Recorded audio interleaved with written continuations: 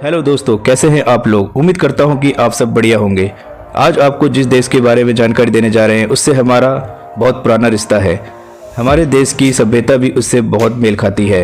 एक ऐसा देश जिसे हम कंट्री ऑफ रिवर्स के नाम से भी जानते हैं। इस देश की एक खास बात है, वह यह है कि यहाँ के लोग बहुत जुनूनी होते हैं। आपको ये बता दूं कि यहाँ 2000 से ज़्यादा अखबार और मैगजीन प्रिंट की जाती है।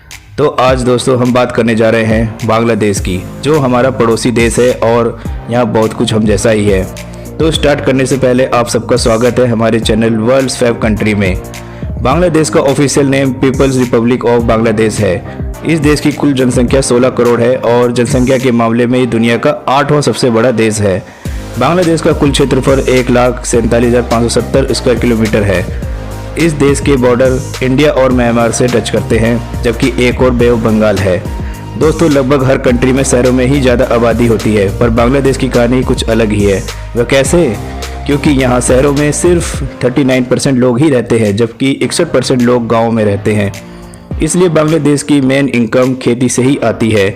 जी हाँ, बांग्लादेश चावल का एक बहुत बड़ा व्यापारी है। ये देश चावल का एक्सपोर्टर है। देश की टोटल लैंड का 67% भाग देश की एग्रीकल्चर के लिए किया जाता है। बांग्लादेश की करेंसी टका है, जो इंडियन करेंसी के सामने थोड़ी कमज़ोर है। भारत का 1 रुपया वहाँ के 1.5 रुपये के बराबर है। बांग्लादेश को कंट्री ऑफ रिवर्स भी कहा जाता है, क्योंकि इस देश में 700 से अधिक नदियाँ बहती है ना। हैरान कर देने वाली बात, 700 नदियाँ। एशिया की 3 सबसे बड़ी नदियाँ गंगा, मेघना और ब्रह्मपुत्र, ये तीनों ही बांग्लादेश में बहती हैं। हालांकि नदियों के कुछ फ़ायदे हैं तो कुछ नुकसान भी। और नुकसान ये है कि बांग्लादेश में हर साल भयानक बाढ़ आती है, जो इस देश की इकोनॉमी हिलाकर रख देती है।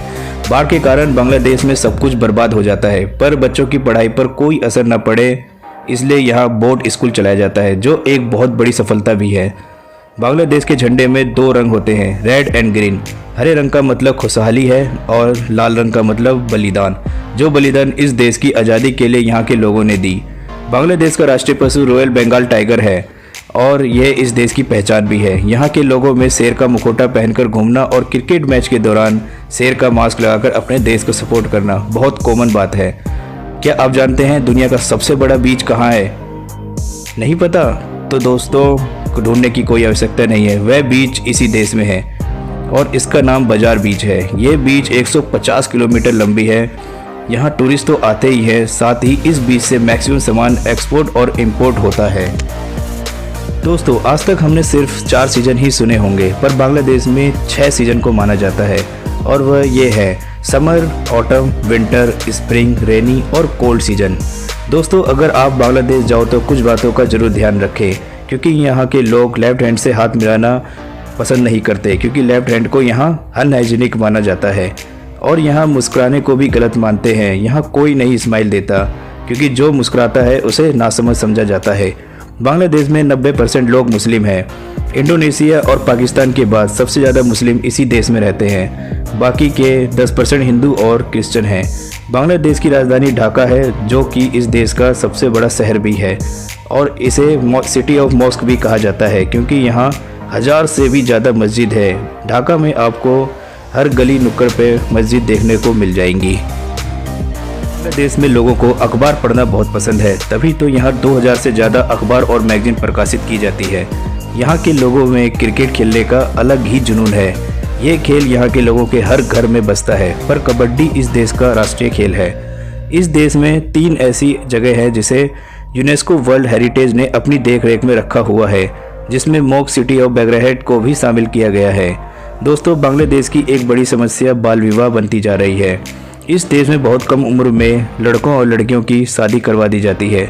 ये समस्या पहले भी थी और अब भी चोरी छुपे की जा रही है।